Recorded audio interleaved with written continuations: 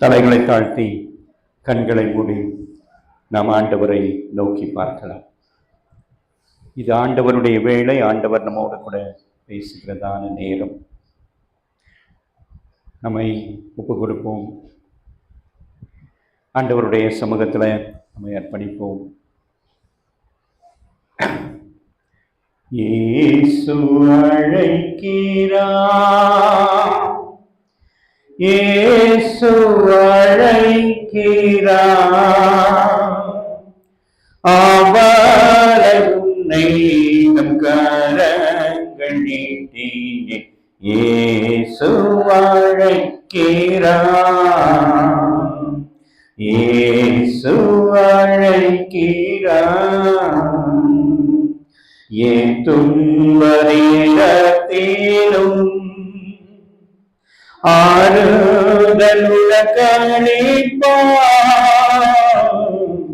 என் துன்ப நேரத்திலும் ஆறுதலுடனளிப்பார்.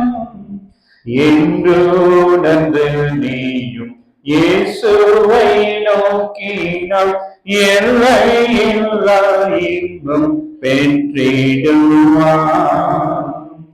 என்று உணர்ந்து நீயும் இயேசுவை நோக்கினால் எல்லையில்லா இன்பம் பெற்றிடுவார்.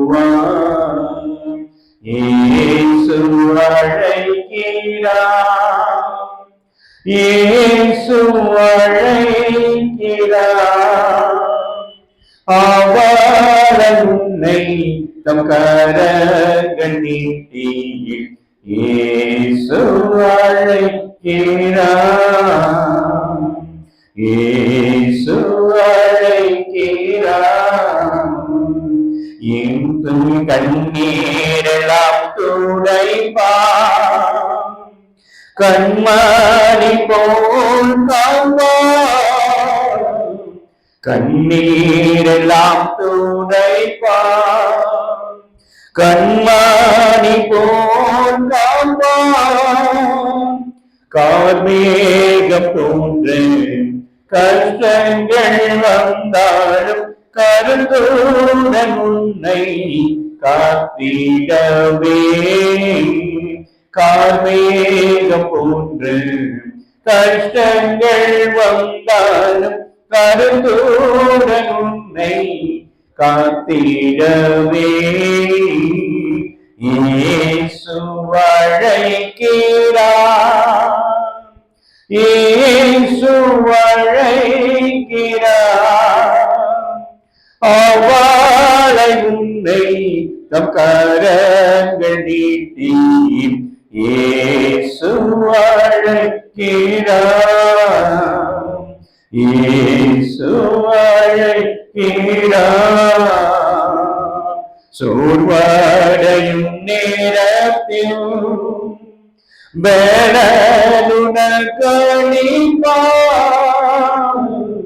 சோர்வடையும் நேரத்தில் பலனுணர்களிப்பார், அவரும் வெளியும் ரட்சிப்பு மனதால் தாமதமின்றி வந்திடுவார், அவரும் வெளியும் ரட்சிப்பு மனதால் தாமதமின்றி வந்திடுவார்.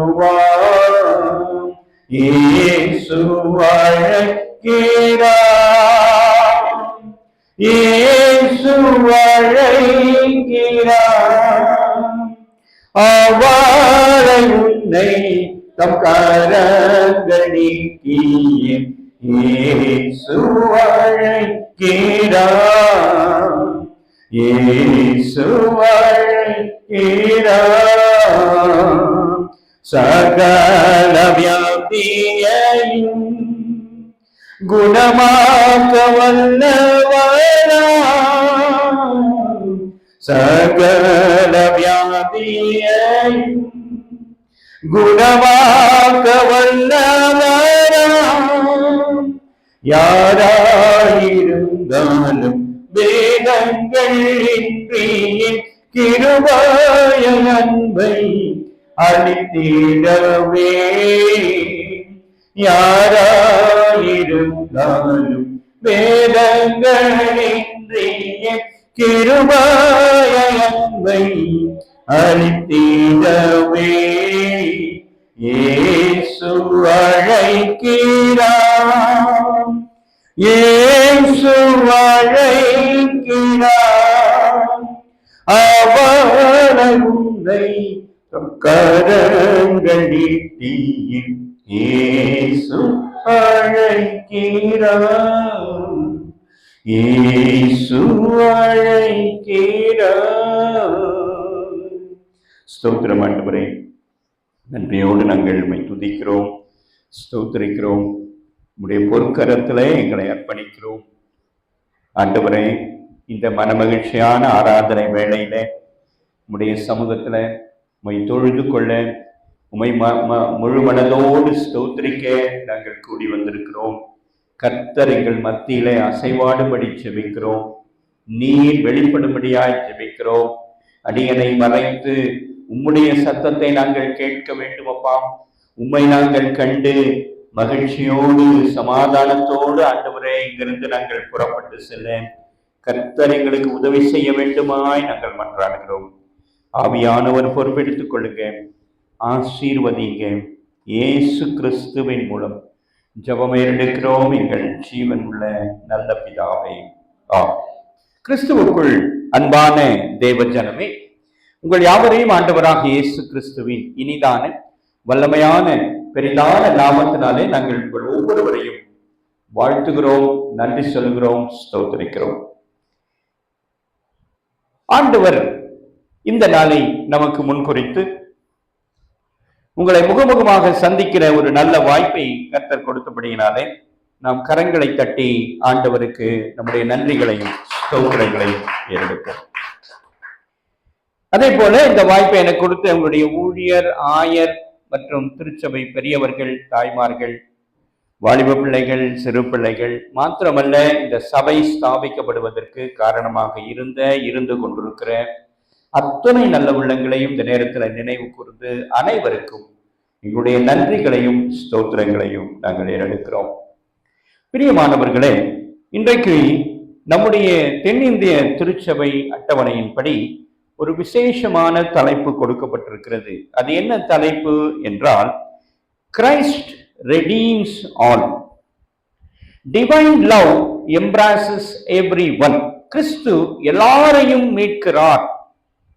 தெய்வீக அன்பு அனைவரையும் அரவணைக்கிறது என்று சொல்லி நமக்கு தலைப்பு கொடுக்கப்பட்டிருக்கிறது. இதற்கு ஆதாரமாக நமக்கு கொடுக்கப்பட்டிருக்கிற வசனத்தை நாம் முதலாவது வாசிக்க கேட்கலாம். மல்கியா 3வது அதிகாரம் 7வது வசனம்.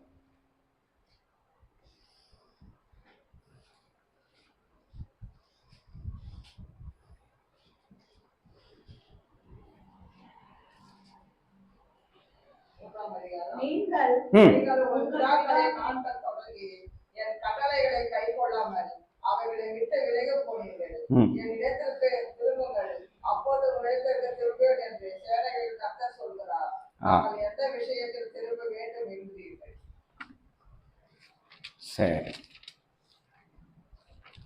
மீண்டும் அந்த வசனத்தை வாசிங்க. நீங்கள் உங்கள் பிதாக்களின் நாட்கள் தொடங்கி என் கட்டளைகளை கைக்கொள்ளாமல் அவைகளை விட்டு விலகி போனீர்கள்.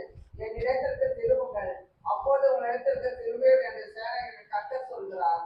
நாங்கள் எந்த விஷயத்தில் திரும்ப வேண்டும் என்கிறீர்கள்? ஆமா, எனக்கு அருமையான தேவ ஜனமே, இந்த நல்ல ஆராதனை வேளையில நாம் ஒன்று கூடி ஆண்டவருடைய வார்த்தையை கேட்பதற்காக நாம் கூடி வந்திருக்கிறோம். இந்த நாளிலே நாம் ஒரு விசேஷமான காரியத்தை குறித்து நாம் சிந்திக்க, தியானிக்க கர்த்தர் நம்மை அழைத்திருக்கிறார்.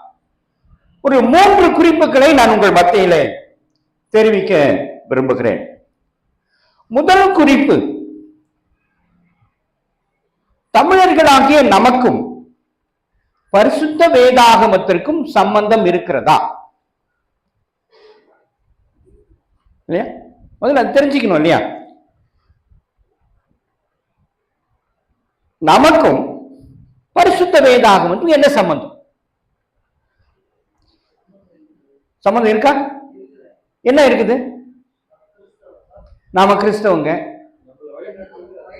வழி நடத்துவர் அவரு, பரிசுத்தப்படுத்துறதே இந்த வேதம் தான். சரி, ரைட். பொக்கிஷம், வெரி குட். சரி சரி. ஆனா பொக்கிஷம் எல்லாம் சொல்றீங்க, ஆனா யாரையுமே காணோம் இல்ல. அது என்ன மனநிலை எனக்கு தெரியல. இப்போ ஒரு தம்பி இங்க வந்தாரு, அவ்வளவுதான், போயிட்டாரு, எல்லாம் பிஸியா இருக்கிறாங்க. இப்ப இதுக்கு இதை வந்து சம்பந்தம்னு சொல்றதா, எனக்கு சம்பந்தம் இல்லாத வேலைன்னு நான் நினைக்கிறதா? நீங்களே கொஞ்சம் யோசிச்சு பாருங்க. இது நான் சம்பந்தப்பட்டது, என்னுடைய ஆராதனை, நான் இந்த ஆராதனையில கலந்து கொள்ளணும், எனக்கு இந்த வாய்ப்பு கொடுக்கப்பட்டிருக்கிறது, நான் ஆண்டவரை துதிக்க வேண்டும், இது ரொம்ப அவசியம், ரொம்ப முக்கியம், எல்லாத்த காட்டிலும் எனக்கு இதுதான் முக்கியம் அப்படின்னு நினைச்சா நமக்கு சம்பந்தம் இருக்குன்னு அர்த்தம். இல்லைன்னா என்னன்னு நினைக்கிறது? அப்புறம் நீங்க சம்பந்தம் இருக்குன்றீங்களே. சரி சரி, அதை நம்ம பார்க்கலாம். இரண்டாவது குறிப்பு, மனுக்குலம் வீழ்ச்சியில் இருக்கிறது.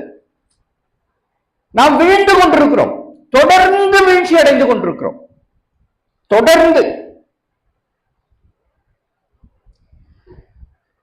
ஆயிடுச்சா? இதை குறித்து நாம கொஞ்சம் தியானிக்க போறோம். எப்படி வீழ்ந்து கொண்டிருக்கிறோம் அதெல்லாம் எனக்கு தெரியவே இல்லை. இப்ப நான் வீழ்ந்து கொண்டிருக்கிறேன் என்று தெரிந்தால் நான் என்ன பண்ணுவேன்? நான் ஜாக்கிரதைப்படுவேன். விழாம எப்படி நான் பாத்துக்கிறது? இப்ப வாகனம் ரோட்ல ஓட்டினா வண்டி ஆக்சிடென்ட் ஆகுதுன்னு தெரியும், நம்ம என்ன பண்ணுவோம்? ஜாக்கிரதையா போகணும்பா, உஷாரு, மெதுவா போ, அவசரப்படாத, பொறுமையா போ அப்படின்னு சொல்லுவோமா இல்லையா? அப்படின்னா என்ன அர்த்தம்? ஆக்சிடென்ட் ஆயிடும்பா, அவருக்கு வாய்ப்பு இருக்குது, நீ நல்லா ஓட்டினாலும் எதிரில் வரவே இடிச்சிருவான், இருந்தாலும் நீ என்ன பண்ற? ஜாக்கிரதையா, விழிப்போட, செல்போன் எல்லாம் பேசாத, நல்ல ஜாக்கிரதையா போயிட்டு ஜாக்கிரதையா வா அப்படின்னு சொல்றோமா இல்லையா? அப்போ நாம அதை குறித்து நாம இன்னைக்கு கொஞ்சம் பார்க்க போறோம். மூன்றாவது குறிப்பு, வீழ்ச்சியிலிருந்து எழுவது எப்படி? நான் வீழ்ந்து கொண்டிருக்கிறேன், நான் எழுவது எப்படி இல்லையா? அதுக்கு ஒரு சொல்யூஷன் வேணுமா இல்லையா? எப்படி நான் எழுவதுக்கு என்ன வழி? முதல்ல எனக்கு சம்பந்தம் என்னன்னு தெரியவே இல்லை. எனக்கும் கடவுளுக்கும் என்ன சம்பந்தம் தெரியவே இல்லை. இரண்டாவது, நான் வீழ்ந்து கொண்டிருக்கிறேன், அதுவும் எனக்கு தெரியல. மூன்றாவது, வீழ்ச்சியிலிருந்து எழுவது எப்படி? எனக்கு அதுக்கான ஒரு தெளிவு கிடைக்க வேண்டும் என்று ஆண்டவர் இன்றைக்கு சிந்திக்க உங்களை அன்போடு அழைக்கிறார். நான் உங்களுக்கு முன்னே சொன்ன போல நமக்கும் சம்பந்தம் என்ன? இப்ப நீங்க சொன்னீங்க வேதம் தான் எனக்கு வழிகாட்டுது, ரைட், உண்மைதான். ஆனா ஒரு சம்பந்தம் இல்லாம எப்படி வழிகாட்டும் இல்லையா? ஒரு சம்பந்தம் இருக்கணுமா இல்லையா? ஒரு உறவு இருக்கணுமா இல்லையா? இப்ப இப்படி யோசிச்சு பாருங்க. நம்ம உறவுக்காரங்க இல்லையா? நமக்கு உறவுக்காரங்க இருப்பாங்க நிறைய. ஆனா பல வருடங்களாக அப்பா காலத்திலேயே அவங்க யாருன்னு தெரியாம போயிட்டாங்க, எங்கேயோ தூர போய் இருந்துட்டாங்க. இப்ப எனக்கு அவனுக்கு சம்பந்தம் இருக்கா இல்லையா? இருக்குது, ஆனா தெரியாது. ஏன்னா எங்கேயோ போயிட்டாங்க, எங்கேயோ போயிட்டு இருக்கிறாங்க. அவங்கள எந்த வழியில நம்ம தொடர்பு கண்டதே இல்லை, அப்படிதான் நினைப்போம். ஆனா உங்க வீட்டுல ஒரு விசேஷம் நடக்குது, ஒரு விசேஷம். நீங்க என்ன நினைப்பீங்க? பா, எங்க அப்பாவுக்கு உறவுக்காரங்க தூரம் எங்கேயோ இருக்கிறாங்க, தயவு செஞ்சு இந்த நிகழ்ச்சியில அவங்க கலந்துக்கிறதுக்கு நம்ம கொஞ்சம் முயற்சி எடுக்கலாம். அவங்க போய் கொஞ்சம் தேடி கீடி பார்த்து அவருக்கு கொஞ்சம் அழைப்பு கொடுத்து அவரை அழைச்சுக்கிட்டு வரலாம். நினைப்போமா? நினைக்க மாட்டோமா? நினைப்போம். இது போலதான் ஆண்டவராக இயேசு கிறிஸ்து தன்னுடைய சீடனை எங்க அனுப்பினார் தெரியுமா? எங்க அனுப்பினார்?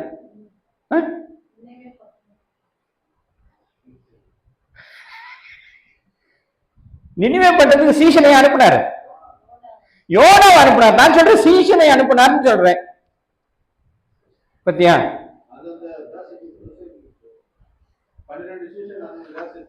இங்க யார் வந்தது?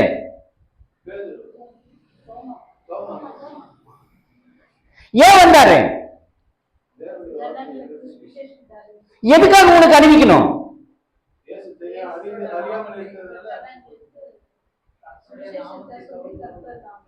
ஏன் என்னங்க பேசிக்கிட்டு இருக்கு? இப்பதான் ஒரு உதாரணம் சொன்னேன் நானு. நீங்க உறவுக்காரங்க, காணாம போன உறவுக்காரங்க. ஆகவே பிரத்யேகமாக தம்முடைய சீஷனை எங்க அனுப்பினாரு? எங்க அனுப்பினாரு?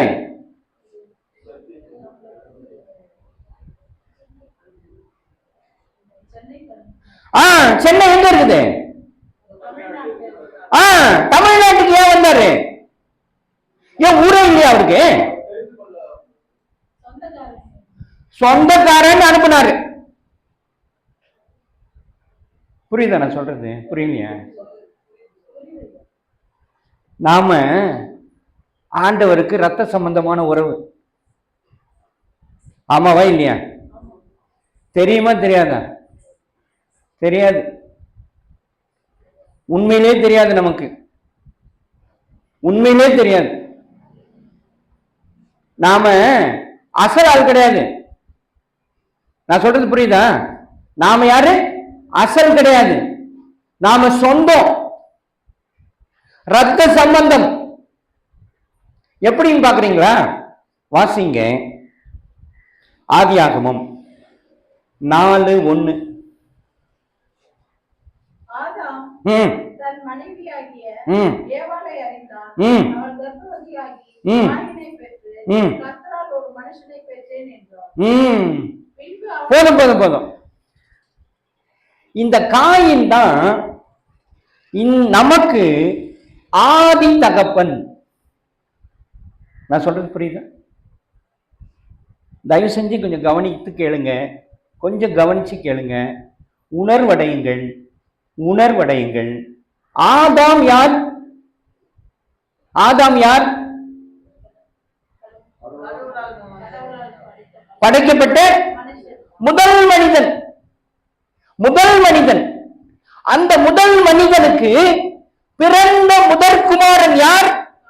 காயின். அந்த காயின் தான் நமக்கு ஆதி தகப்பன். நான் சொல்றது புரியுதா? இப்ப உங்க குடும்பத்துல வச்சுங்க, உங்க குடும்பத்துல ஒரு முத பையன் பிறக்கிறான். நிறைய பிள்ளைங்க பிறக்கும். ஆனா முதல் பிள்ளைக்கு விசேஷம் இருக்கா இல்லையா? என்ன இருக்கு?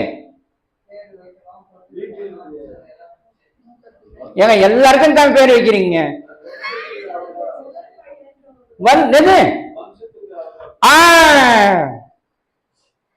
சந்ததி தலைப்பிள்ளை சொல்றோமா இல்லையா? சொல்லுமா சொல்ல மாட்டோமா? சொல்லுவோம். அப்போ ஆதாம் என்பவன் முதல் மனிதன். முதல் மனிதனுக்கு பிறந்த முதல் பிள்ளை காயின். அந்த காயின் தான் நமக்கு ஆதி தகப்பனாக இந்த பூமியில உதித்தான். சரி, இப்படி வந்தா நான் உங்களுக்கு புரியும் நினைக்கிறேன். இப்ப இந்த பரிசுத்த வேதாகம் இருக்கு இல்லையா? இந்த வேதாகமத்துல நீங்க படிச்சிருக்கீங்களான்னு தெரியல எனக்கு. படிச்சிருக்கீங்களா? நீங்க எத்தனை வருஷத்து தலைமுறை ஆளு? எத்தனை வருஷமா சபைக்கு வரீங்க? நீங்க எத்தனை வருஷமா? எத்தனை தலைமுறையா வந்திருக்கிறீங்க? எத்தனை தலைமுறை? ஒரு தலைமுறை, 2 தலைமுறை, 3 தலைமுறை? உங்க அப்பா காலத்துல வந்துருக்கிறீங்க. அப்ப நீங்க 2வது தலைமுறை. உங்க அப்பாவுக்கு அப்பா காலத்துல வரீங்களா? இல்ல, அப்பா காலத்துல இருந்து வரீங்க. அப்ப நீங்க 2வது தலைமுறை. நீங்கம்மா நீங்க எத்தனை தலைமுறை? 2வது தலைமுறை தான். சரி, 2வது தலைமுறை. சரி, 2வது தலைமுறை ஒன்றும் குறைச்சல் கிடையாதுல்ல. இரண்டாவது தலைமுறையில நீங்க கிறிஸ்தவர்களா இருக்கீங்க. இந்த வேதாகமம் யாரை குறித்து அதிகமாக பேசுது? வெரி குட், இஸ்ரவேலை குறித்து பேசுது. ரைட்டா? இப்ப என்னைக்காவது யோசிச்சிருக்கீங்களா, ஏன் இஸ்ரவேலரை, எங்கோ இருக்கிற ஒரு இஸ்ரவேலரை குறித்து இந்த வேதம் பேசுகிறது, ஏன் என்னை குறித்தும் என்னுடைய மண்ணை குறித்தும் ஏன் பேசவில்லை? யோசிங்களா? என்னைக்காவது யோசிச்சிருக்கிறீங்களா? நீங்க சொன்னீங்க இல்லையா, யாரை குறித்து எழுதிக்குது? இஸ்ரவேலை குறித்து எழுதியிருக்குது. இஸ்ரவேல் ஊரை பத்தி எழுதியிருக்குது. கலிலேயா, கப்பர்நகூம் இல்லையா, இந்த ஊரெல்லாம் இதுல எழுதியிருக்கா? எழுதியிருக்கு. ஏயா நம்மளை பத்தி எழுதவே இல்லை? எழுதியிருக்கா? எழுதியிருக்கா? எழுதலையா? எழுதல. ஏன் எழுதல?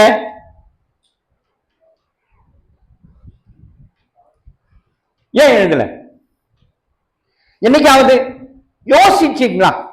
குறைஞ்சபட்சம் ஆண்டவரே, நான் எனக்கு இங்க ஒரு ஆலயம் இருக்கு, நீங்க தான் எனக்கு கடவுள் இல்லையா, நீங்க தான் எனக்கு, இப்ப இது வரைக்கும் எனக்கு தெரியாது, இதான் முதல்ல நான் என்ன சொல்றேன், நீங்க நேரடி உறவு உள்ளவர்கள் சொல்றேன். இன்னைக்குதான் அது கேள்விப்பட்டீங்களா? உண்மைதானே? இன்னைக்கு தானே கேள்விப்படுறீங்க, இன்னைக்குதான் கேள்விப்படுறீங்க. இது வரைக்கும் நான் கேள்விப்படல. ஆனா எனக்கு என்ன உறவு இருக்குன்னா, ஒரு ஆலயம் இருக்கு, நான் கிறிஸ்தவனா இருக்கிறேன், ஆண்டவர் எனக்காக மரிச்சார்னு நம்புறேன், அப்படின்ற ஒரு உறவு இருக்கு இல்லையா? அந்த உறவு நிமித்தமாவது ஆண்டவரிடத்துல என்னைக்காவது, ஆண்டவரே இந்த வேதம் என்னை குறித்து ஏன் பேசவில்லை, என் ஊரை பத்தி ஏன் பேசல? யோசிங்களா? யோசிக்கணுமா இல்லையா? இல்லையா? நம்மகிட்ட ஒரு வேதத்தை கொடுத்துருக்காங்களா, உங்க கையில இருக்குங்க, உங்க கையில இருக்கு. இஸ்ரவேலை குறித்து படிக்கிறோம். ஏன் மூணாவது மனுஷன், யாரோ தெரியாத மனுஷனை பத்தி நான் படிச்சுக்கிறேன், என்னை பத்தி ஒண்ணுமே எழுதலையே, இந்த வேதத்துல என்னை பத்தி ஒண்ணுமே சொல்லலையே, ஏன் இல்லை? அப்ப ஆண்டவரத்தை நான் கேட்கணுமா வேண்டாமா? வேணுமா? கேட்கணுமா இல்லையா? ஏன் கேட்கல, ஏன் இல்லை தெரியுமா? ஏன் இல்லைன்னு சொல்றேன் பாருங்க.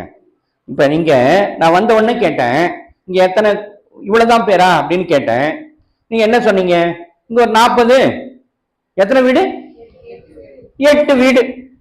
குறைஞ்சபட்சம் 8, 5, 40 பேராவது இருக்கணும், குறைஞ்சபட்சம் இல்லையா? அது மாத்திரம் இல்லைங்க, இந்த நீங்க நினைச்சுக்கிறீங்க இந்த 8 வீட்டுக்கு தான் இங்க ஆலயம்னு இல்ல, பக்கத்துல அக்கத்துல இருக்கிற வீடுகளுக்கும் இங்க ஆலயம், இந்த வழியில போறவங்க வர்றவங்களுக்கும் இந்த ஆலயம், எல்லாருக்குமான ஆலயம் இது. நீங்க 40 பேர் வந்தா மத்த ஒரு 40 பேர் வந்து உள்ள உட்காருவான். வரணுமா இல்லையா? ரோட்டு ஓரத்துல தானே இருக்கு, மெயின் ரோட்ல தான் இருக்கு இது இல்லையா? பக்கத்துல வீடு இல்லையா? உங்க வீடு மட்டும் கிடையாது, பக்கத்துல பக்கத்துல வீடு இருக்கு, அவனும் வந்து உட்காரணும். ஆனா நான் அதுக்காக நானும் வரல, அடுத்த வர்றதுக்கும் நான் என்ன பண்ணல, பிரயாசமே எடுக்கல, வழி விடல. கரெக்டா சொன்னாரு, வழி விடல, நானே அடிச்சு உட்காந்துக்கிறேன், நீ வராத நானும் வராது. நியாயமா இது? இதனாலதான் ஆண்டவர் நம்மளை சேர்த்துக்கவே இல்லை. அன்னைக்கும் இதேதான் கதை. அன்னைக்கு நாம நினைச்சிருக்கிறோம் ஆதாம் மட்டும்தான் பாவம் செஞ்சாங்க. ஆதாம் கீழ்ப்படியாக போனானா? கீழ்ப்படியாக போனதுனால என்னன்னா அது பாவம் ஆயிற்று. பாவத்தினால் என்ன வந்தது? மரணம் நமக்கு வந்தது. ஆனா அவனுக்கு பிறந்த குழந்தையும் பாவம் செஞ்சது. எப்படி செஞ்சதுன்னா, அவன் பிறந்த போதே அவனுக்குள்ள என்ன இருந்தது? பகை இருந்தது.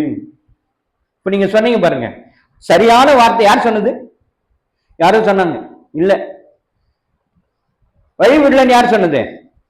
நீங்க தான் கரெக்டான வார்த்தையை சொன்னார். வழி விடலன்னு சொன்னார் பாருங்க, அதே நிலைமை தான். அவன் பகையை வளர்த்து கொண்டான். யார் இடத்துல? தன் சொந்த சகோதரனிடத்தில் பகையை வளர்த்து கொண்டிருந்தான். தன் சொந்த சகோதரன் இடத்துல. வசனம் என்ன சொல்லுகிறது? வாசியுங்கள். மத்தேயு எழுதின சுவிசேஷம் 5வது அதிகாரம் 23, 24 வசனங்களை வாசியுங்க.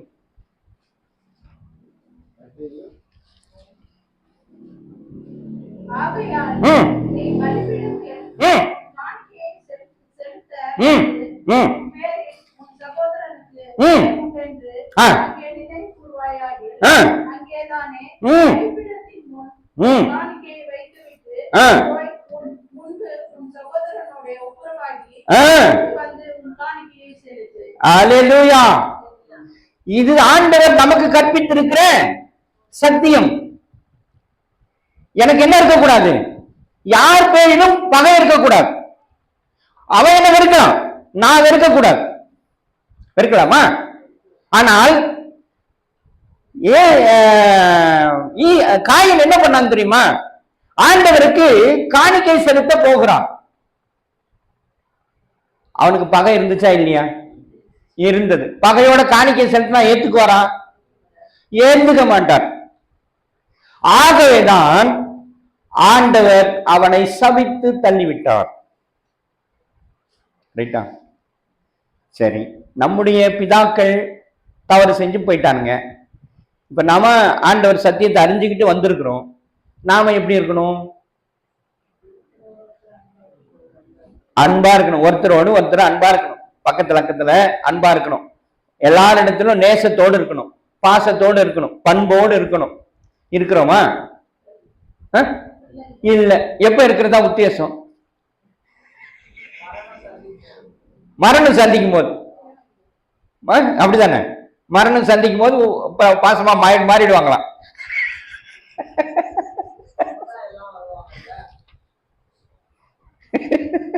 நீங்களே பார்த்துக்குங்க. நீங்களே என்ன பண்ணிக்கணும்? பார்த்துக்க வேண்டியதுதான். மரணம் நம்ம வாழ்க்கை இருக்கும் போதுதாங்க செய்யணும். மரணம் வந்து பிறகு நான் என்ன பண்ண போறேன்? ஒன்னும் பண்ண முடியாது இல்லையா? ஒரு நோய் வாய்ப்பட்டாலே என்ன ஆயிடுது? நம்ம அடுத்தவனுக்கு உதவி நாடுறோம். நமக்கு யாராவது உதவி செய்ய மாட்டாங்களா? ஒரு தண்ணி எடுத்து கொடுக்க மாட்டாங்களா? ஒரு மாத்திரை எடுத்து கொடுக்க மாட்டாங்களான்னு பாக்குறோம். அப்ப நல்லா இருக்கும் போதுதான் நம்ம செய்யணும். ஆனா நம்ம என்ன நினைக்கிறோம் அப்படின்னா, அம்மா சொன்ன மாதிரி மரணம் வரும்போது பார்த்துக்கலாம். அப்ப போய் எல்லாரையும் வாப்பா நான் மன்னிச்சிட்டேன் அப்படின்னு சொல்லிடலாம் நினைச்சுக்கிறீங்க நீங்க. தயவு செஞ்சு அந்த நினைப்பை விட்டுருங்க. இன்னைக்கு ஆரம்பிக்கணும்.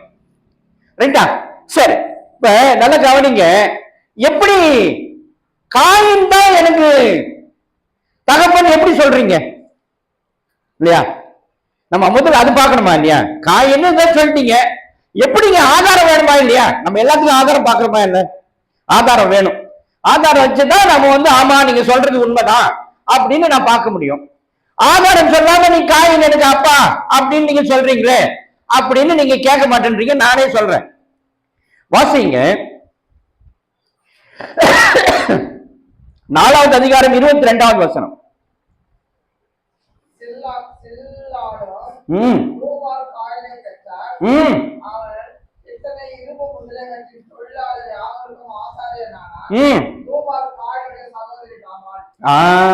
ஏன் இந்த நாமாலை பத்தி எழுதி வச்சுக்கிட்டு தெரியுமா வேதம்?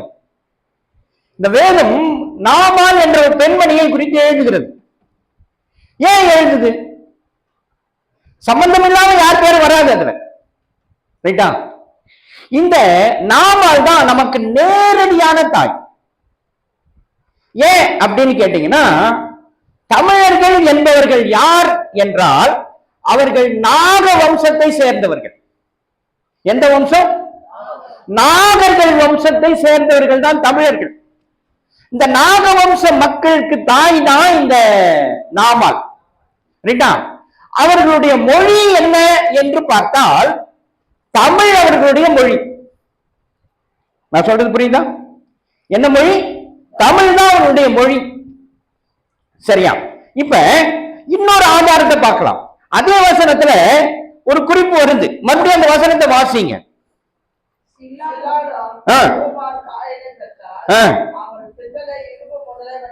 போதும் போதும். அங்க என்ன சொல்லப்பட்டிருக்கு? பித்தளை இரும்புன்னு ஒரு குறிப்பு வருது. அதாவது தமிழர்கள் தான். இப்ப நான் என்ன சொன்னேன்? நாமால் என்பவள் தாயின்னு சொன்னேன். அவன் நாகர் வம்சத்துக்கு தாயின்னு சொல்றேன். அவர்களுடைய மொழி தமிழ்னு சொல்றேன். ரைட்டா? இங்க அதுக்கு முன்னாடி ஒரு குறிப்பு இருக்கு. இரும்பு, பித்தளை முதலியவைகளுக்கு ஆசாரியனாக அல்லது அதை கண்டுபிடித்தவனாக ஒரு அந்த வம்சத்தில் இருக்கிறான் அவன். இந்த இரும்பை கண்டுபிடிச்சது யாரு என்றால் தமிழர்கள் தான். உலகத்திலேயே முதல் இரும்பை கண்டுபிடித்து கையாண்டவர்கள்.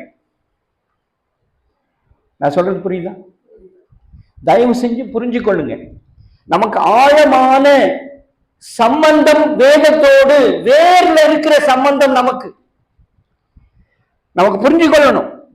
ஆனா நாம எல்லாம் என்ன பண்ணி கொண்டிருக்கிறோம் அப்படின்னா, இது ஒண்ணுமே தெரியாது, எதுவுமே தெரியாம 4 பேர் வரோம், யாரோ வந்தவங்க வரட்டும், வராதவங்க போட்டோம் அப்படின்னு இருக்காதீங்க.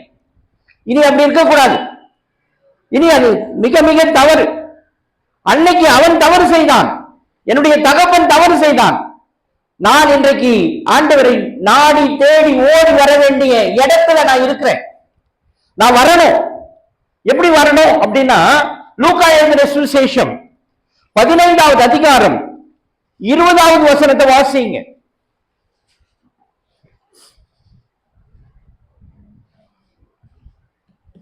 எழுந்து புறப்பட்டு தன் தகப்பனிடத்தில் வந்தான்.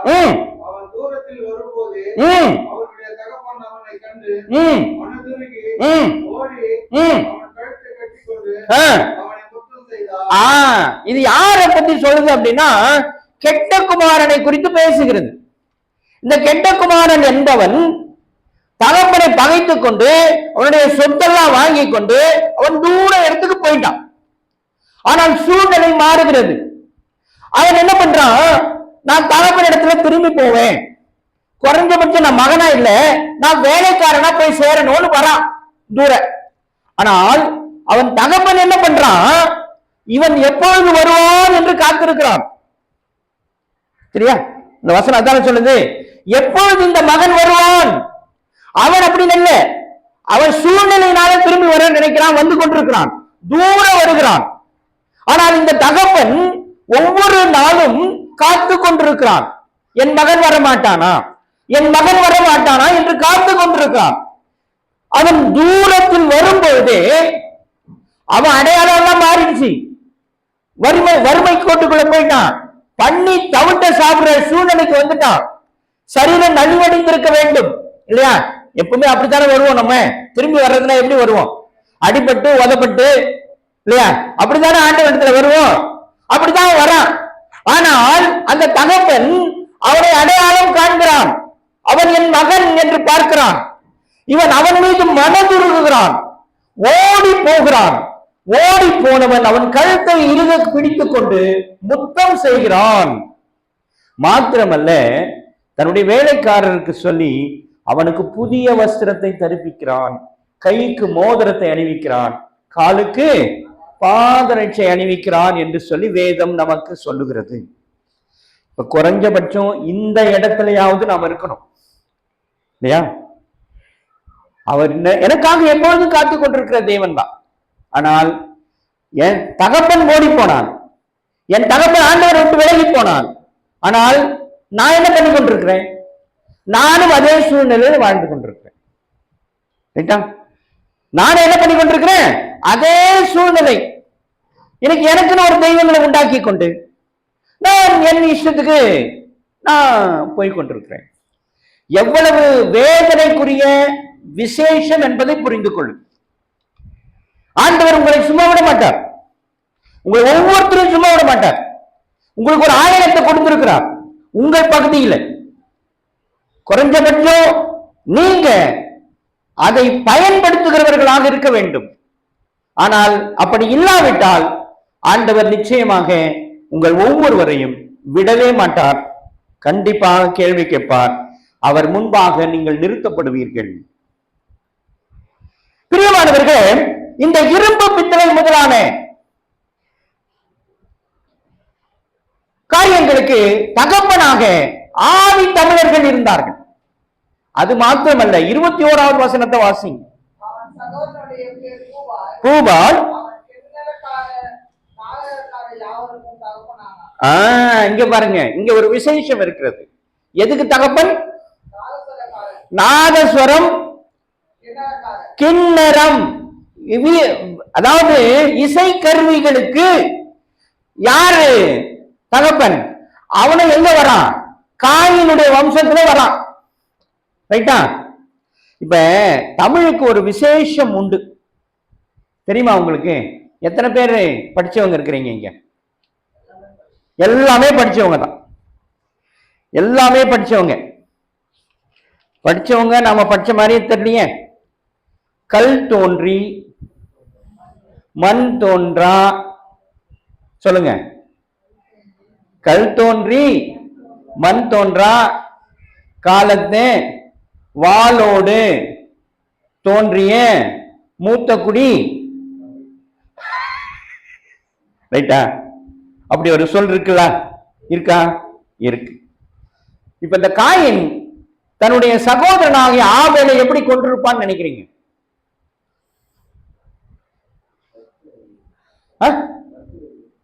என்னங்க? சொல்லுங்க சொல்லுங்க, என்னது? கருத்து வேறுபாடா? எப்படி கொலை செஞ்சிருப்பான்? கத்தியில தான் கொலை பண்ணிருக்கணும். ரைட்டா? முதல் கொலையே யார் பண்ணது? காயின் தான் பண்றான். அதுவும் எதை வச்சு பண்ணிருப்பான்? கத்தி. ஏன் கத்தி? குத்துறாங்க, குத்துற ரத்தம் வரும். ஆனா இரும்பு கண்டுபிடிச்சது யாரு? அவன் தான் கண்டுபிடிச்சதுனால என்ன பண்ணிட்டான்? அவன் உருவாக்கிட்டான் அப்பவே. அதனாலதான் நம்ம தமிழ் குடிக்கு ஒரு விசேஷம் இருக்கிறது. கல் தோன்றி மண் தோன்றா காலத்தே வாளோடு தோன்றிய மூத்த குடி தமிழ் குடின்னு ஒரு வழக்க சொல் இருக்கிறது. ரைட்டா? அப்ப ஆதியிலே வாளை கண்டுபிடித்தவன் யார்? தமிழர்கள். ரைட்டா? சரி, இப்ப இன்னொரு விசேஷம் தமிழுக்கு இருக்கு. என்ன விசேஷம் சொல்லுங்க பார்க்கலாம். இசை. ரைட்டு, ஒரு விசேஷம், அது சம்பந்தப்பட்டதுதான். சரி, நானே சொல்றேன். முத்தமிழ் என்று சொல்லுவார்கள் தமிழுக்கு. சொல்லுவாங்களா? என்னன்னு சொல்லுவாங்க? முத்தமிழ். என்ன முத்தமிழ்? என்ன முத்தமிழ்? இயல், இசை, நாடகம், இது மூணு சேர்ந்ததுதான் தமிழ். ரைட்டா? இப்ப இயல் பேச்சு வழி, பேச்சு பேச்சு எழுத்த இயல்னு சொல்லுவோம். இசை தமிழ். இப்ப இசையை யார் கண்டுபிடிச்சது? 21வது வசனத்தை வாசிமா பத்தி.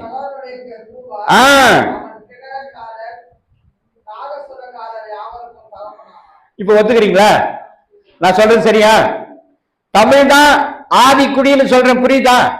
நமக்கு ஆண்டவருக்கும் சம்பந்தம் இருக்குன்னு புரியுதா? இப்ப நீங்க சொன்ன சம்பந்தம் வேற, உங்களுக்கு கத்து கொடுத்து உங்களை அழைச்சாங்க.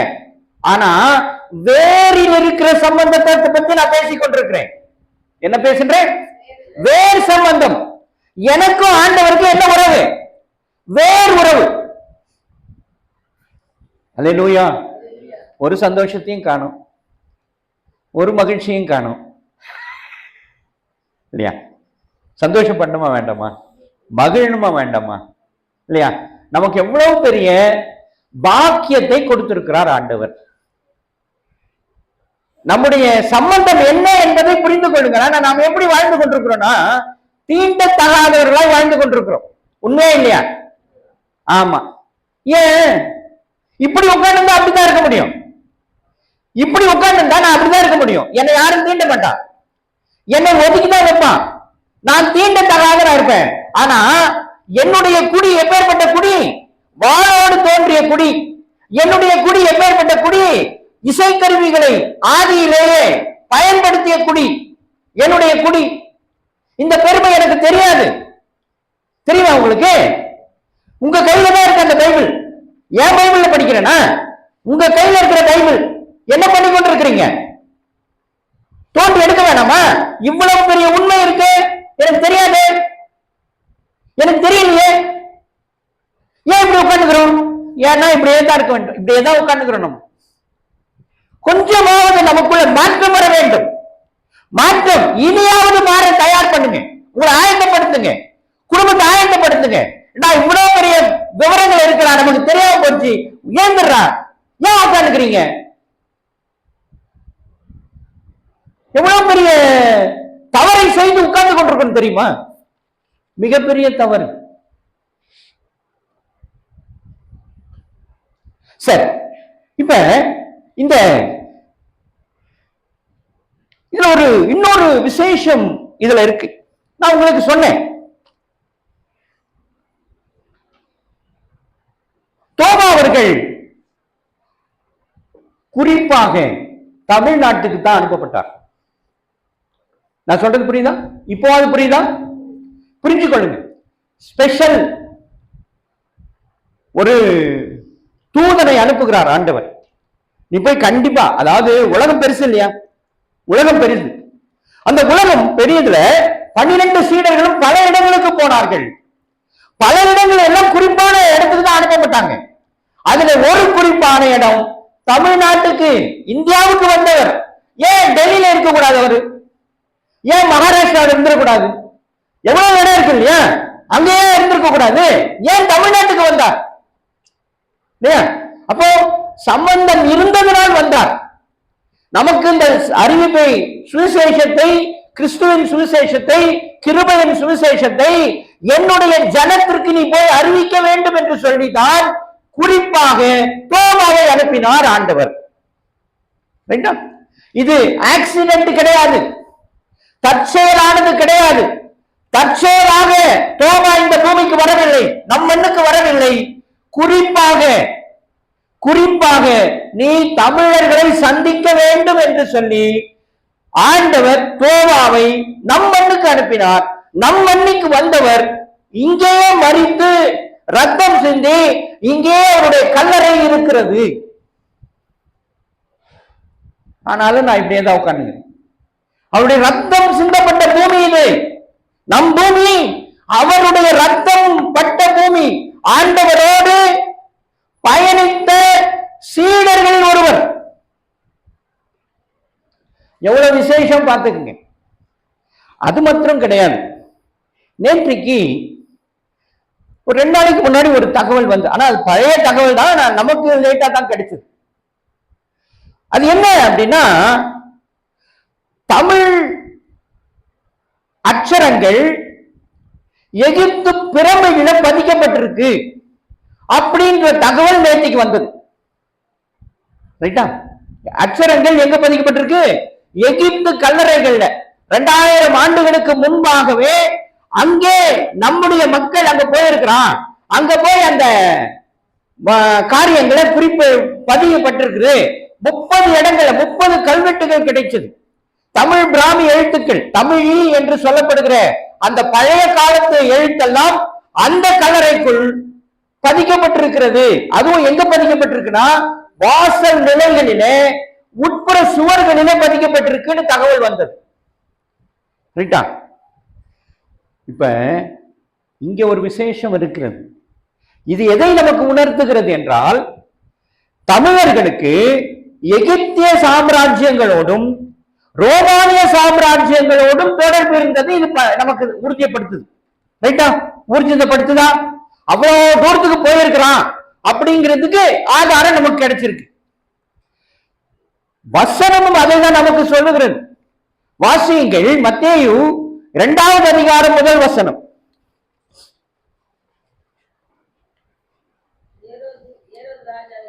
நாட்களில் யூதேயாவில் உள்ள பெத்லகேமிலே இயேசு பிறந்த பொழுது கிழக்கிலிருந்து சாஸ்திரிகள், அடுத்த வசனத்தையும் வாசிங்க, 2வது வசனத்தையும்.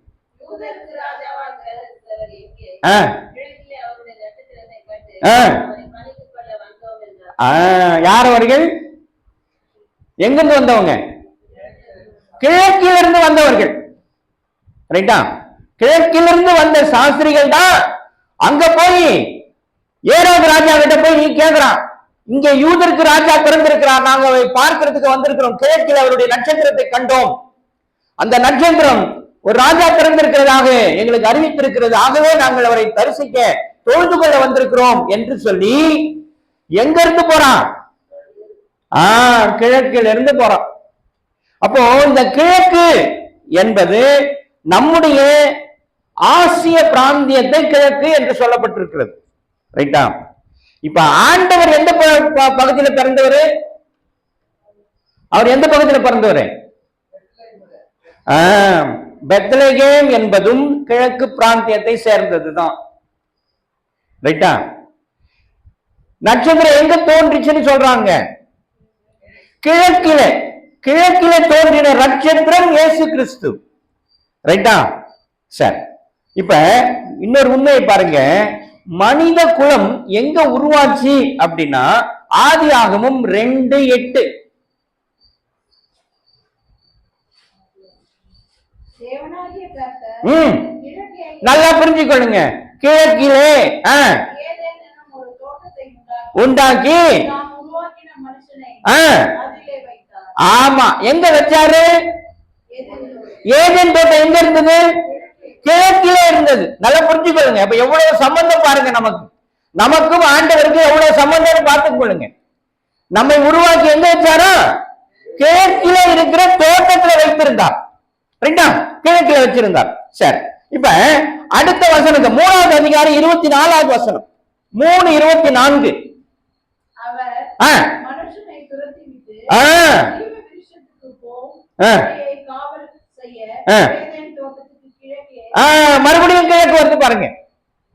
இப்போ இந்த மனுஷனை எங்க துரத்திட்டாரு? இப்ப இது கிழக்கு பகுதி, கிழக்குல கீழ் பகுதி தான். இந்த பக்கம் துரத்திட்டாரு அவனை. மறுபடியும் கீழே துரத்திட்டார். யாரை துரத்திட்டாரு? எந்த மனுஷனை துரத்தினாரு? ஆதாம் ஏவாளையும் துரத்திட்டார். ரைட்டா? எங்க துரத்திட்டாரு? கிழக்கில துரத்திட்டார். சரியா? அப்போ கிழக்குல தான் அவனுடைய சஞ்சாரம் இருந்தது. கீழ்ப்பகுதியில தான், நம் பகுதியில தான், நம்முடைய பிராந்தியத்துல தான் அவனுடைய வாழ்வாதாரம் இருந்தது. ரைட்டா? இப்ப இன்னொரு உண்மையை புரிஞ்சு கொள்ளணும். இந்த பூமி, நீங்க உங்களுக்கு வேர்ல்டு மேப் தெரியுமா? வேர்ல்டு மேப் எப்படி இருக்கும் தெரியுமா? வேர்ல்டு மேப் உலக மேப், உலக வரைபடம் பார்த்திருக்கீங்களா? எப்படி இருக்கும்? எப்படி இருக்கும்?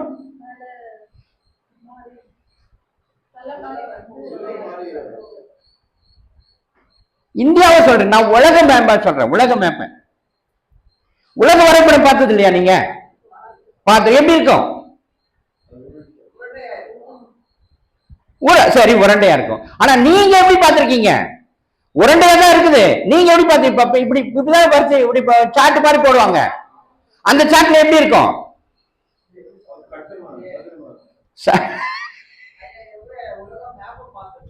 ஆமா, எப்படி பார்த்திருக்கீங்க? எப்படி பார்த்திருக்கிறீங்க அப்படின்னா எல்லாம் தீவுகளா இருக்கும், தனித்தனியா. ஆனா முதல்ல அப்படி கிடையாது உலகம், இல்லையா? உலகம் படைக்கப்பட்டது எப்படி இருந்ததுன்னா எல்லாம் ஒன்னா இருந்தது, ஒரு தீவா இருந்தது. அப்படி சொல்லலாம், அப்படி புரிஞ்சுக்கலாம். 4 பக்கம் தண்ணி, நடுவுல நிலம், அப்படிதான் இருந்தது ஆரம்பத்துல, ஆதியில. ஆனா அதுக்கு பேர் என்னன்னா பெகாசஸ்னு பேர். அதுக்கு ஒரு நிலத்துக்கு மொத்தமா ஒரே நிலம், மொத்தமா. அப்பதான் ஆதியில அப்படிதான் இருந்தது. ஆனா இன்னைக்கு நம்ம பாக்குற உலகப்படம், ஒருவேளை இன்னைக்கு போய் வீட்டுல போய் பாருங்க, இல்லையே உங்க பைபிள்ல இருக்குமே, பைபிள்ல இருக்கும் பாருங்க, பைபிள்ல பாருங்க. பைபிள்ல இருக்கு பாருங்க, உலக படத்தை எடுங்க.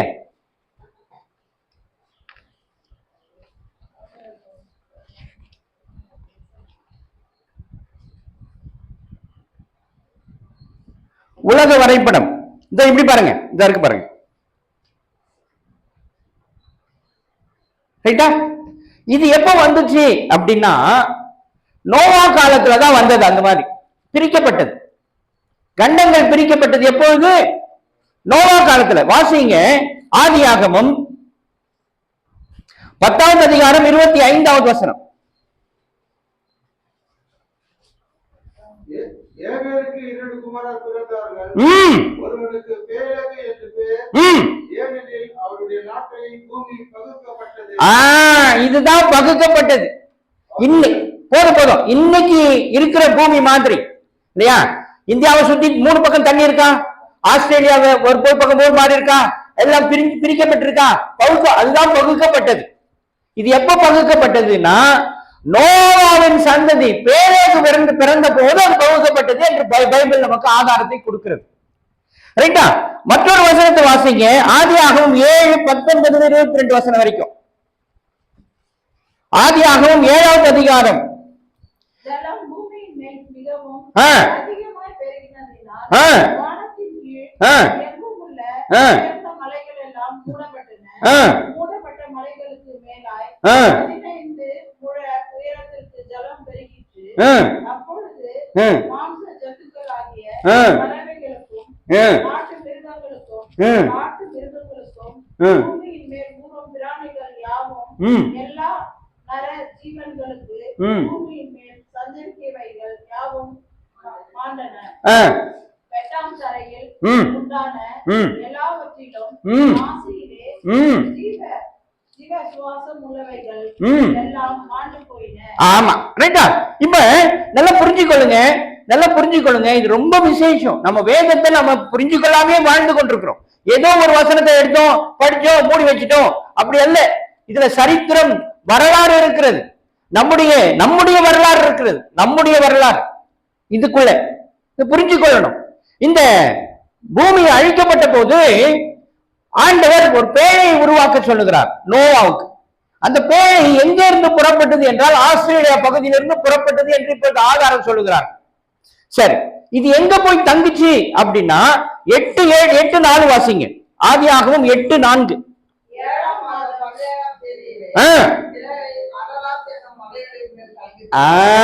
அராரத் மலையில போய் நின்றுடுச்சு.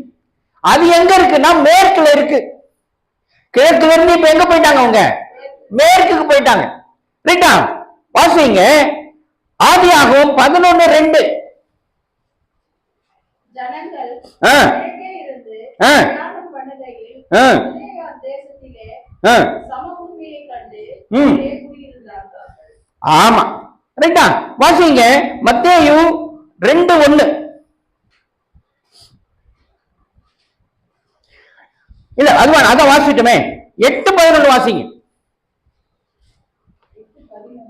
மத்தேயு 8:11.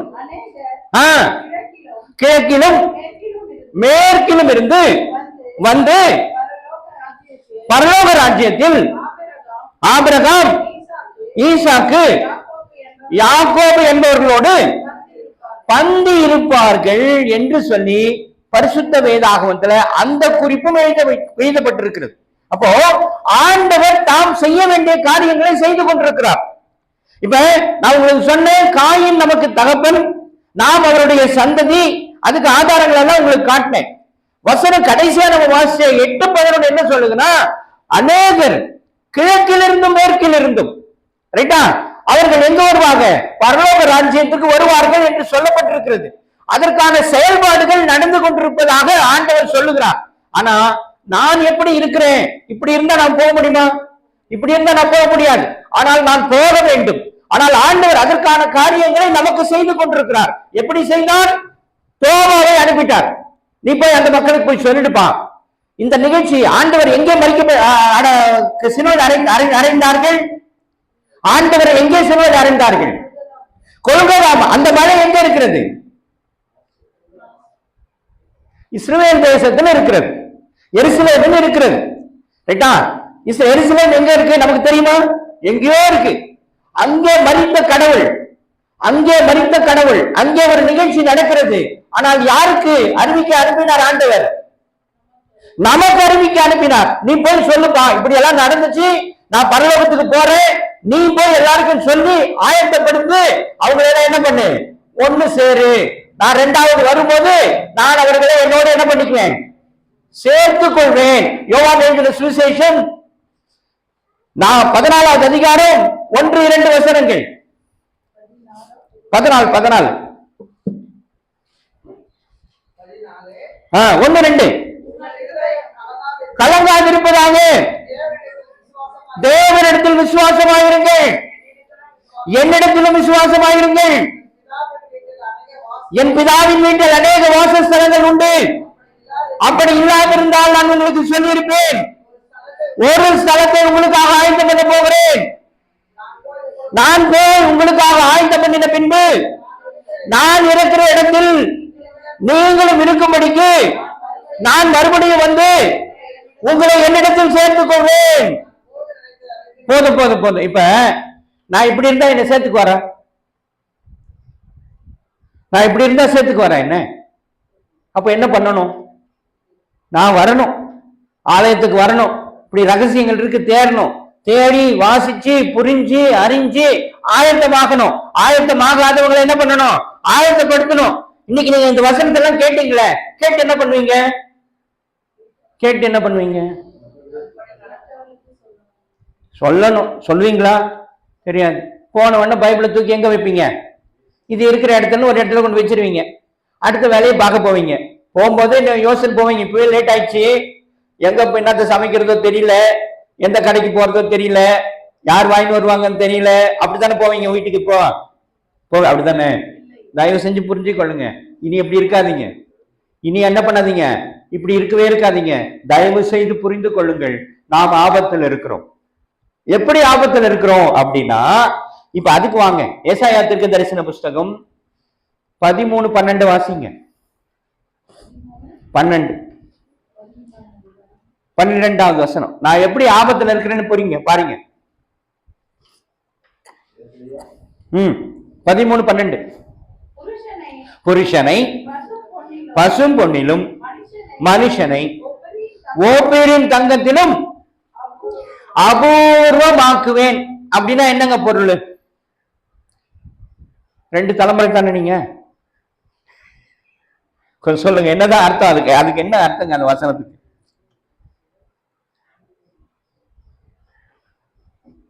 சொல்லுமா, என்ன அர்த்தம்? பார்த்தீங்களா? இப்படி அர்த்தமும் தெரியாம, ஆண்டவர் என்ன சொல்றாருன்னு தெரியாம, புரியவும் புரியாம, நான் ஏதோ வர்றேன், ஒரு 1/2 மணி நேரம் வந்து உட்காந்துட்டு அடுத்த வேலையை பார்க்க போலாம், இப்படியே நான் உட்கார்ந்துருந்தா எவ்வளவு காலம்? இன்னைக்கு என்ன நாள்? என்ன டேட்டு? 15ஆம் தேதி. 15ஆம் தேதி பிப்ரவரி மாசம் 3வது ஞாயிற்றுக்கிழமை. அடுத்தது வருஷம் என்ன வருஷம்? 2026. ரைட்டா? நான் அடுத்த நிமிஷம் உயிரை இருப்பேன்னு நமக்கு நிச்சயம் இருக்கா? இல்ல. அப்ப எப்படி நம்ம உட்கார்ந்துக்கிறோம்? இப்படி இதெல்லாம் தெரியாம உட்கார்ந்துக்கிறோமே. இவ்வளவு விஷயம் சரி. இந்த இப்ப நான் சொன்ன விஷயம் எல்லாம் உங்களுக்கு தெரியுமா? இப்ப நான் சொன்ன எல்லா விஷயமும் உங்களுக்கு தெரியுமா? தெரியுமா தெரியாதா? தெரியாது. இப்ப தெரியாமே இவ்வளவு காலம் உட்கார்ந்துட்டீங்க. ரைட்டா? இப்பவும் தெரிஞ்சுக்கொள்ளுங்க. அட்லீஸ்ட் இப்போவாவது தெரிஞ்சுக்கொள்ளுங்க. இதுக்கு என்ன அர்த்தம்னு புரிஞ்சுக்கொள்ளுங்க. இது அர்த்தம் என்னன்னா, 4வது அதே அதிக ஏசாயா தீர்க்க தரிசன புஸ்தகம் 4:1 வாசிங்க. மேல. அந்நாளில் 7 ஸ்திரீகளை ஒரே புருஷன் பிடித்து, 7 ஸ்திரீகள் ஒரே புருஷனை பிடித்துக் கொண்டு, நாங்கள் எங்கள் சொந்த ஆகாரத்தை புசித்து எங்கள் சொந்த வஸ்திரத்தை உடுப்போம், எங்கள் நிந்தை நீங்கும்படிக்கு உன் பேர் மாத்திரம் எங்கள் மேல் விளங்க பண்ணும் என்பார். இப்போது புரியுதா அந்த அர்த்தம்? 13:12 என்ன அர்த்தம் புரியுதா? இப்போது புரியுதாமா? ஓரளவுக்கு புரியுற மாதிரி தெரியுது, புரியாத மாதிரியும் தெரியுது. அப்படிதானே? அப்படிதானே? இப்ப நல்லா புரிஞ்சுக்கொள்ளுங்க. இங்க ஒரு குறிப்பு இருக்கு அந்த வசனத்துல 4:1. என்ன குறிப்புனா, ஒரு ஆண் 7 பெண்கள் அப்படின்னு சொல்லப்பட்டிருக்கு. ரைட்டா? நான் சொல்றது புரியுதா? 1:7. ஆனா ஆண்டவருடைய படைப்பின் ரகசியம் என்ன தெரியுமா? அவர் எப்படி மனுஷனை உருவாக்கினார் தெரியுமா? ஆதியில ஆதாமையும் ஏவாளையும் உருவாக்கினார். எப்படி உருவாக்கினார்? ஒரு ஆண் ஒரு பெண் அப்படின்ற கணக்குல உருவாக்கினார். அதுக்கு என்ன பொருள்? 1:1. இங்க என்ன சொல்லப்பட்டிருக்கு? 1:7 சொல்லப்பட்டிருக்கு. அப்போ நான் ஜாக்கிரதை பண்ணணுமா வேண்டாமா? என்னடா ஆண்டவர் படைப்பு வேற மாதிரி இருக்க, இங்க அவர் வேற மாதிரி சொல்ல வராரு அப்படின்னு நான் கூட உஷார் ஆகணுமா வேண்டாமா? நான் ஆனனா? நீங்க ஆனீங்களா? இல்ல. சரி, பிரளயம் வந்துதா? பிரளயம் வந்தது. பிரளயத்துல யாரெல்லாம் காப்பாற்றப்பட்டாங்க? நோவாவும் குடும்பம். எத்தனை பேரு? தெரியல. ஐயோ, 8 பேர் தான் காப்பாற்றப்பட்டாங்க. ரைட்டா? தயவு செஞ்சு புரிஞ்சுக்கணும். தெரியாம தவறு பேசுறது தவறு இல்ல, தெரிந்து கொள்ள வேண்டும், அறிந்து கொள்ள வேண்டும். நீங்க போய் செக் பண்ணி பாருங்க, நான் சொல்றது கரெக்டா நீங்க என்ன பண்ணணும், நீ செக் பண்ணணும் வீட்டுக்கு போயிட்டு. இப்ப 8 பேர் என்ன கணக்குன்னா, நோவா அவன் மனைவி 1:1, 3 குமாரர் 3 குமாரனுக்கு 3 மனைவிகள், அப்படின்னா என்ன பொருள், 1:1. நான் சொல்றது புரியுதா? தயவு செஞ்சு புரிஞ்சு கொள்ளுங்க, இதுல ரொம்ப ரகசியங்கள் இருக்கிற, புரிந்து கொள்ளுங்கள். அப்போ ஆண்டவர் படைக்கும் போது எப்படி உருவாக்குனாரு, 1:1. அழிவுக்கு பிறகு எப்படி உருவாக்க ஆரம்பிச்சார், அதே 1:1 தான், அதே கணக்கு தான். ஆனா ஏசாயா தீர்க்கதரிசி புத்தகத்துல மட்டும் ஏன் ஆண்டவர் 1:7 மாத்துறாரு? ஏன் மாத்துறாருன்னா, ஆண்கள் அழிய போகிறார்கள். யார் போறாங்க? ஆண்கள் அழிய போகிறார்கள். எப்படின்னு கேக்குறீங்களா? இப்ப உங்க பகுதியில இப்ப எத்தனை குடும்பம்னு சொன்னீங்க நீங்க? எத்தனை குடும்பம்? 8 குடும்பம். எத்தனை பேர் விதவைகள் அந்த குடும்பத்துல இருக்கிறாங்க? ரைட்டா? 4 பேர். ஓகேவா? 8ல் 4. நல்லா புரிஞ்சுக்கொள்ளுங்க, உங்க கணக்குல நீங்க கணக்கு போட்டு பாருங்க. 8ல் 4 பேர். சரி, சிங்கிள் பேரண்ட் எத்தனை பேர் இருக்கிறாங்க? தாய் மட்டும் அல்லது தகப்பன் மட்டும்? இல்ல. சரி சரி, ரைட். இப்ப உங்களை மட்டும் இப்ப 8 பேர்ல நீங்க பெருசா பார்க்க முடியும். இப்ப இந்த ஊரெல்லாம் பாத்தீங்கன்னா தெரிய வரும் எவ்வளவு பேர்னு. இப்ப நான் சொல்றேன், கணக்கெடுங்க. இந்தியாவில விதவைகள் மட்டும் 2011 தான் சென்சஸ் எடுத்தாங்க. 2011 சென்சஸ் படி 6.8 கோடி பேர். நான் சொல்றது புரியுதா? 6.8 கோடி பேர். இப்ப இந்த 6.8 கோடி என்பது என்ன நமக்கு ஒரு தெரியாது. எவ்வளவு கணக்கு, எவ்வளவு பேருன்னு தெரியாது. தெரியாதா? அது என்ன, எவ்வளவு ஒரு ஒரு லம்சம் என்ன? இப்ப ஒரு 10 பேர் என்ன, 10 அது 10 பேர்ப்பா, இது 20 பேர், இது 30 பேர், அப்படின்னு ஒரு கணக்கு சொல்லலாம். 6.8 கோடின்றது என்ன பண்ண முடியாது, என்னால கிரகிக்க முடியாது, அதை கோர்த்து பார்க்க முடியாது, என்னோட பார்வையில இது பண்ண முடியாது. இப்ப அதுக்கு ஒரு உதாரணத்தை சொல்றேன். தமிழ்நாட்டினுடைய ஜனத்தொகை என்ன தெரியுமா? 2011 7.21 கோடி. நான் சொல்றது புரியுதா?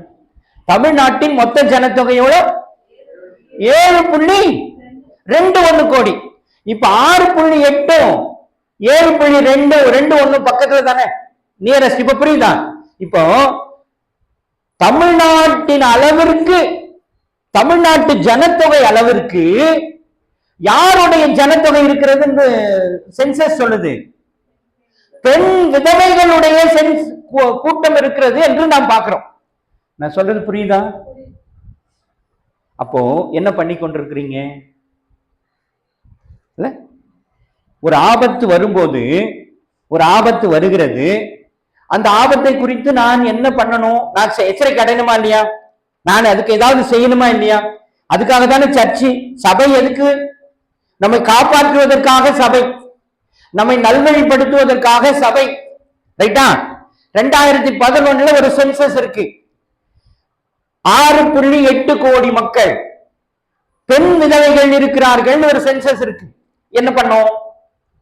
நமக்கு அதை பத்தியே தெரியாது, நம்ம அதை பத்தி டிஸ்கஸ் பண்ணதும் கிடையாது, நம்ம அதை பத்தி யோசிச்சதும் கிடையாது. இல்ல நம்ம வீட்டுல இப்படி ஒரு நிகழ்ச்சி நடக்குது, ஐயோ ஏன் இப்படி ஆகுது ஆண்டவரே என்ன அப்படின்னு கேட்கிறோமா இல்லையா?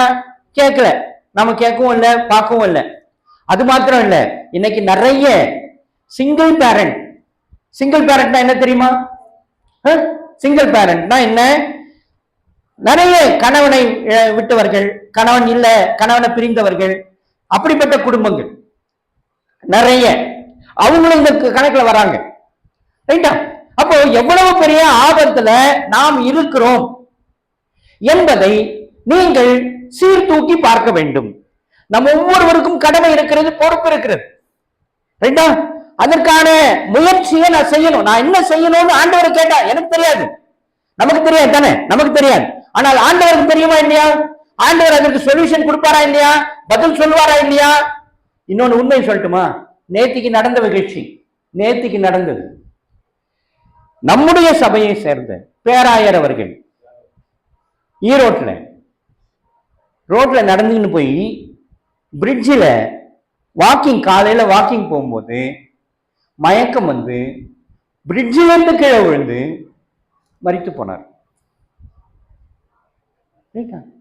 யாரு? நம்ம பேராயர், நம்ம சபைய ஈரோட்ல அந்த மண்டலத்திற்கான பேராயர். இப்ப நம்ம பேராயர் இருக்காரா தெரியுமா? அவரை போல ஒருவர். வயசு என்ன தெரியுமா? 56 வயசு. ரைட்டா? 56 வயசு. இப்ப அந்த குடும்பம் என்னாச்சு? விதவை கோலம் வந்துச்சா? அந்த குடும்பத்துல ஒரு விதவை வந்துட்டாங்களா, உருவாகிட்டாங்களா? சர்வசாதாரணமா நடந்துருக்குது. எங்க விபத்து நடந்தாலும் கொத்து கொத்தாக ஆண்கள் மரித்து போகிறார்கள்.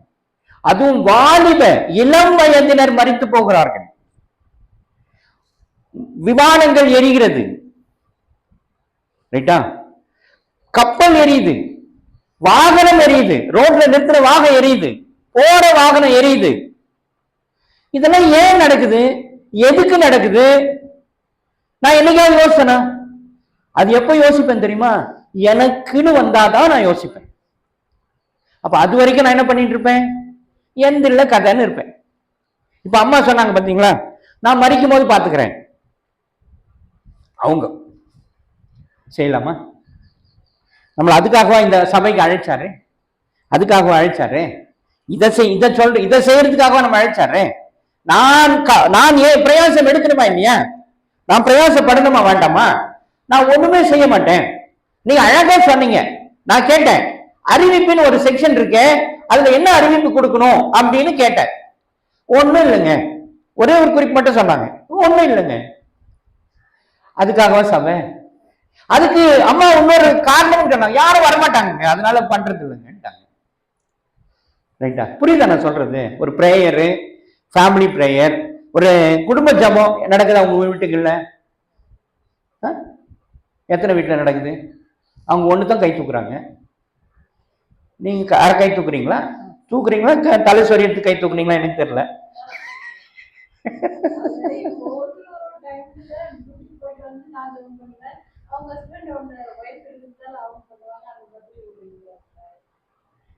சரி, ரைட்டு, சரி, உண்மைதான். உங்களுக்கு டைமிங் வேற வேற வருது, உண்மைதான். ஆனாலும் செய்யணுமா இல்லையா? இப்ப நான் என்ன கேட்கிறேன்னா, ஆண்டவரால முடியாதது ஏதாவது இருக்கா? அவரால முடியாததுன்னு ஒண்ணு இருக்கா? ஒண்ணுமே கிடையாதுல்ல. எதையும் மாற்றத்துக்கு ஒரு வல்லமை இருக்கா இல்லையா? என் சூழ்நிலையை மாற்ற ஒரு முடியாதா? இப்ப நீங்க சொல்றீங்கல்ல, எங்களுக்கு எல்லாம் வேற வேற டைமுங்க, நான் ஒரு டைமுக்கு வருவேன், எங்க ஹஸ்பண்ட் ஒரு டைமுக்கு வருவாரு, பிள்ளைங்க ஒரு டைமுக்கு வருவாங்க, நாங்க எப்படி ஒன்னா போடுறது? அப்ப நீங்க என்ன பண்ணிருக்கணும்? நீங்க ஆண்டவர்கிட்ட சொல்லணுமா வேண்டாமா? ஆண்டவரே, நான் வீட்டுல ஃபேமிலி எங்களுக்கு, நீங்க இன்னொரு முக்கியமா குடும்பங்களை உருவாக்குறது யாரு? ஆண்டவர். 2வது அதிகாரம் 18வது வசனத்துல என்ன சொல்றாரு?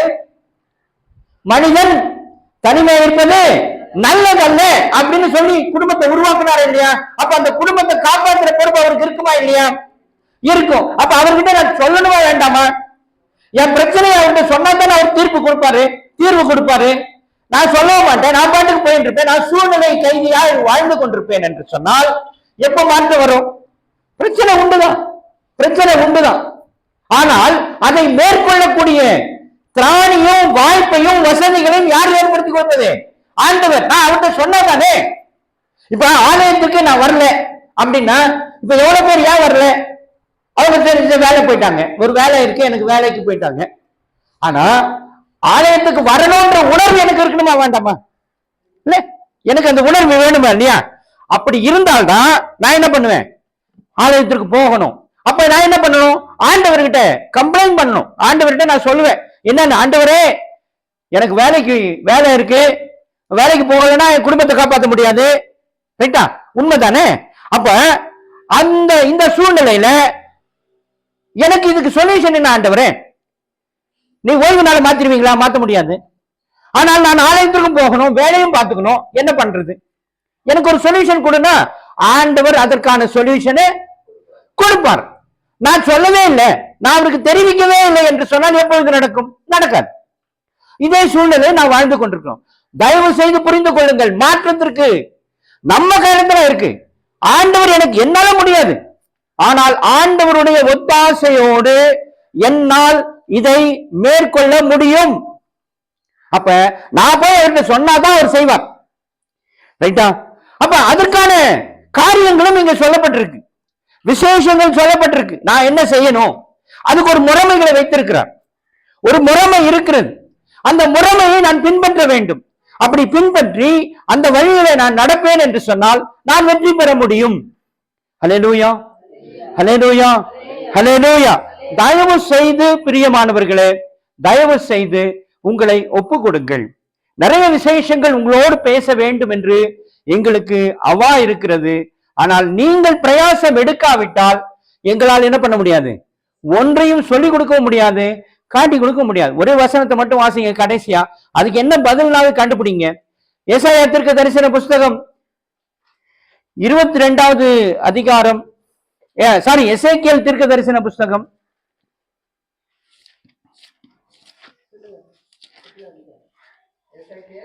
22:30.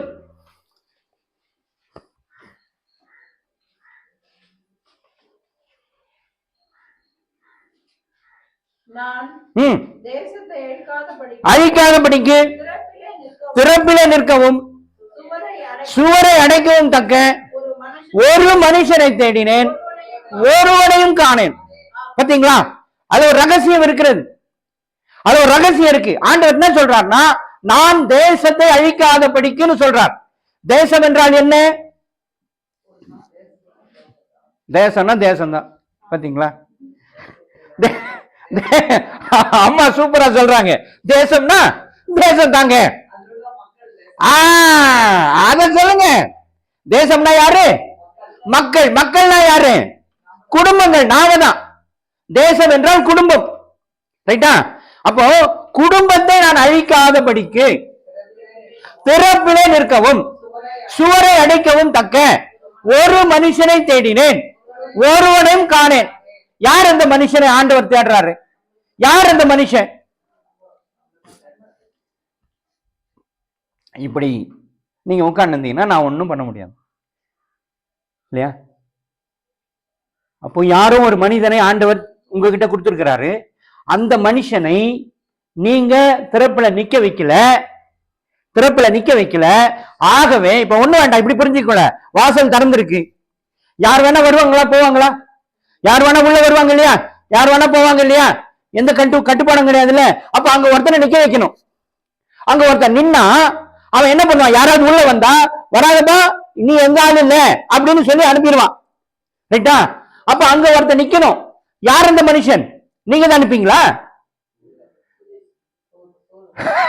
உபதேசியார். குடும்பங்க, குடும்பத்தை பத்தி சொல்லிருக்கிறேன். அப்போ இவ்வளவு இருக்குங்க, இவ்வளவு விசேஷம் இருக்கு. எப்ப தெரிஞ்சுக்க போறீங்க? எப்ப தெரிஞ்சுக்கிறது இதெல்லாம்? யார் அந்த மனுஷன்? எந்த மனுஷனை ஆண்டவர் சொல்றார்? நான் ஒருவனையும் காணேன்னு சொல்றார். உங்ககிட்ட கேள்வி கேட்டுக்கிட்டு இருக்கார், உங்களை பார்த்து கேட்கிறார். நான் தேசத்தை அழிக்காதபடிக்கு திறப்பிலே நிற்கவும் சுவரை அடைக்கவும் தக்க ஒரு மனுஷனை தேடுகிறேன், ஒருவனையும் காணேன் என்று சொல்லுகிறார். யாருமே இவருக்கும் பதில் சொன்னதே கிடையாது. அவர் கேட்டுக்கிட்டே இருக்காரு, நான் பதில் சொல்லணுமா இல்லையா? அப்ப நான் பதில் சொல்ல மாட்டேன், அவர் மட்டும் எனக்கு என்னுடைய வேண்டுதலுக்கு பதில் சொல்லிடுவாரா? ஏன் கூப்பிடுறதுக்கு செவி கொடுத்துருவாரா? யோசிக்க வேண்டாமா? நான் அவர் கேள்விக்கு நான் பதில் சொல்லல, நான் கேட்ட அவர் பதில் சொல்வாரா? அப்ப எப்படி உட்கார்ந்துக்கிறீங்க? பதில் சொல்லாத மாதிரி. உங்களுக்கு அவருக்கு சம்பந்தமே இல்லை. அல்லது நீங்க கேட்டுக்கொண்டிருப்பீர்கள், அவர் பதில் தராமல் எனக்கு எந்த இல்லைன்னு அவர் இருப்பாரு, நீங்களும் அவர் கேள்வி கேட்கிறாரு எந்த இல்லைன்னு நீங்களும் இருப்பீங்க. இது சரியா? இது சரியா? தயவு செய்து புரிந்து கொள்ளுங்கள். இப்பொழுதே ஒப்பு கொடுங்கள். யார் இந்த மனிதனை தேடுபிடிங்க, கண்டுபிடிங்க. யார் இந்த மனுஷன்? எந்த மனுஷன் ஆண்டவர் பேசுறார்? எந்த மனுஷனை நான் நிறுத்தணும்? என் குடும்பத்துக்கு, ஒவ்வொரு குடும்பத்தை பத்தியும் பேசுறார் அவர். ஒவ்வொரு குடும்பம், இங்க எத்தனை குடும்பம் உட்கார்ந்து அத்தனை குடும்பத்துக்கான கேள்வி இது. ஒவ்வொரு குடும்பத்திலும் ஒரு மனிதனை தேடிக்கொண்டிருக்கிறார். ஒவ்வொரு மனிதன் நிக்கணும். யார் இந்த மனிதன்? அப்போ இவ்வளவு நிர்விசாரத்தோடு நான் வாழ்ந்து கொண்டிருப்பேனானால் விதவைகளுடைய பெருக்கம் அதிகமாகிக் கொண்டிருக்கும், ஆண்களுடைய அழிவு பெருகிக் கொண்டிருக்கும். ஒரு நாள் ஆண் சமூகமே இல்லாத நிலைக்கு தள்ளப்படும். அதுக்கு உதாரணம் தான் ஜப்பான்ல குறிச்சுக்கொள்ளுங்க. இன்னைய சூழ்நிலை சொல்றேன். ஜப்பான்ல 9 லட்சம் வீடுகள், புரிந்து கொள்ளுங்க. எத்தனை வீடு சொன்னீங்க? இங்க 8 வீடு.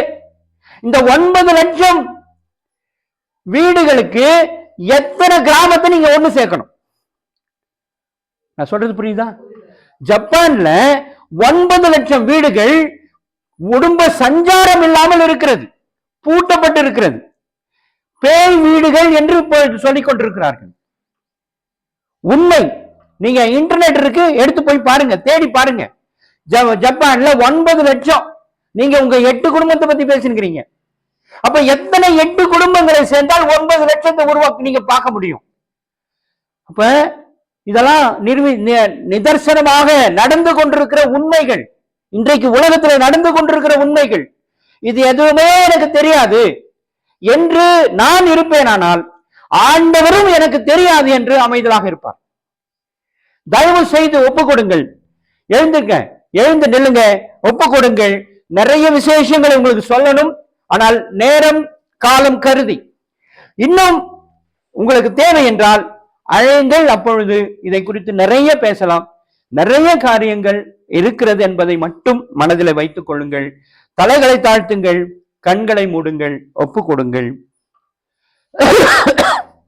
ஆண்டவர் இவ்வளவு நேரம் உங்களோடு கூட பேசி இருக்கிறார். நீங்கள் செயல்பட வேண்டும் என்று சொல்லிக் கொண்டிருக்கிறார். உங்களுக்கும் ஆண்டவருக்கும் சம்பந்தம் இருக்கிறது, வேறு சம்பந்தம் இருக்கிறது, இரத்த சம்பந்தம் இருக்கிறது என்பதையும் நான் உங்களுக்கு உணர்த்தி இருக்கிறேன்.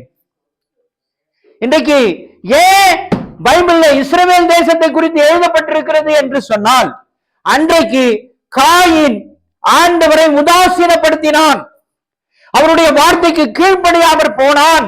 ஆகவே ஆண்டவர் அவனை தள்ளிவிட்டு அதே ஆதாமுக்கு சேத் என்ற ஒரு மகனை கொடுத்தார். அந்த சேத்து மூலமாக நோவா பிறந்தார். நோவா மூலமாக ஆபிரகாம் பிறந்தார். ஆபிரகாம் மூலமாக தாவீது பிறந்தார். தாவீது மூலமாக இயேசு கிறிஸ்து இந்த பூமியில அவதரித்தார். ஆனால் முறைப்படி பார்த்தால் இயேசு ஆனவர் நம்முடைய சந்ததியில வந்து பிறந்திருக்க வேண்டும். புரிந்து கொள்ளுங்கள். அப்போ எவ்வளவு பெரிய தவறை நான் செய்து கொண்டிருக்கிறேன், இன்னும் செய்து கொண்டிருப்பேன் என்று நாம் இருந்தால் ஆண்டவர் நிச்சயமாக உங்களை சும்மா விட மாட்டார், உங்களை சும்மா விட மாட்டார் என்பதையும் புரிந்து கொள்ளுங்கள். தலைகளை தாழ்த்துங்கள், கண்களை மூடுங்கள், ஆண்டவரை நோக்கி பார்க்கலாம். அன்பு கூறுவேன், இன்னும் அதிகமாய் ஆராதிப்பேன், இன்னும் ஆர்வமாய் அன்பு கூறுவேன், இன்னும் அதிகமாய் ஆராதிப்பேன், இன்னும் ஆர்வமாய் உம்மை முழு உள்ளத்தோடு ஆராதிப்பேன், முழு பலத்தோடு அன்பு கூறுவேன். ஆராதனை ஆராதனை ஆராதனை ஆராதனை, அல்லேலூயா. ஆராதனை ஆராதனை ஆராதனை ஆராதனை. எபினேசரே எபினேசரே, இதுவரையில் உதவி நீரே. எபினேசரே எபினேசரே, இதுவரையில் உதவி நீரே. இதுவரையில் உதவி நீரே. உம்மை முழு உள்ளத்தோடு ஆராதிப்பேன், முழு பலத்தோடு அன்பு கூறுவேன். ஆராதனை ஆராதனை ஆராதனை ஆராதனை அல்லேலூயா ஆராதனை ஆராதனை ஆராதனை